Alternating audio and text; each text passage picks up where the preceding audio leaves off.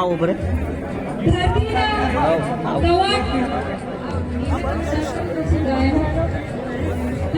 ધરતી પર પાછા આપણા લોક લાડીલા ધારાસભ્ય અને આદિવાસી સમાજનો ટાઈગર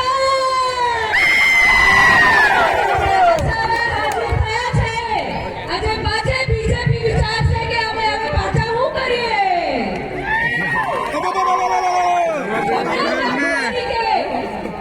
બીજેપી વાળાએ ભગવાનને ભજન મંડળીનું કાર્યક્રમ કવાડ ખાતે રાખ્યું હતું જોયું હતું એના તો હતા નહીં ખબર નહીં કાકાના બોલાયેલા 200 આપીને ખબર ને કેબિનેટ મંત્રી આયા શું કે અમે હાઇડ્રો પ્રોજેક્ટ નહીં ચાલવા દેવાના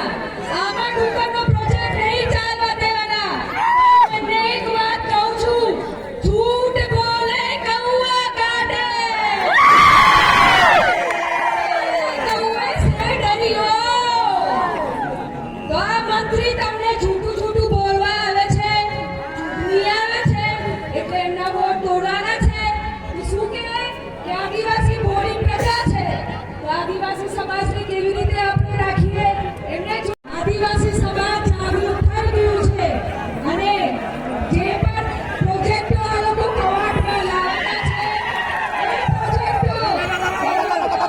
પછી પાછું ચાલુ કરશે એમની વાતોમાં આવતા નહીં તાલુકા જિલ્લામાં બીજેપીને ઘર ભેગા કરો આદમી પાર્ટીની આપણે આજે બોડી બેસાડીશું તો જ આપણું પરિવર્તન આવશે સાચી વાત તો જોરથી એક આપણે નારો લગાવીએ चेतरभाई तुम आगे बढ़ो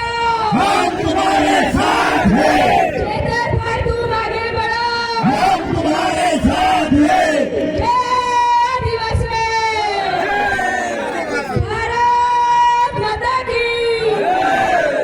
भारत माता की આ લોકો છે આદિવાસીની ગ્રાન્ટોથી જેટલા પણ આ પ્રોગ્રામ આદિજાતિના કર્યા છે કરોડોના ખર્ચા એ તમારા પૈસા છે પણ એમના કચવામાં જાય છે આજે આદિજાતિની ગ્રાન્ટ પર આ લોકો જે રાજ કરે છે એ અમરસિંહ રાઠવા મારા પહેલા પ્રધાન સાંસદ છોટાઉદેપુરના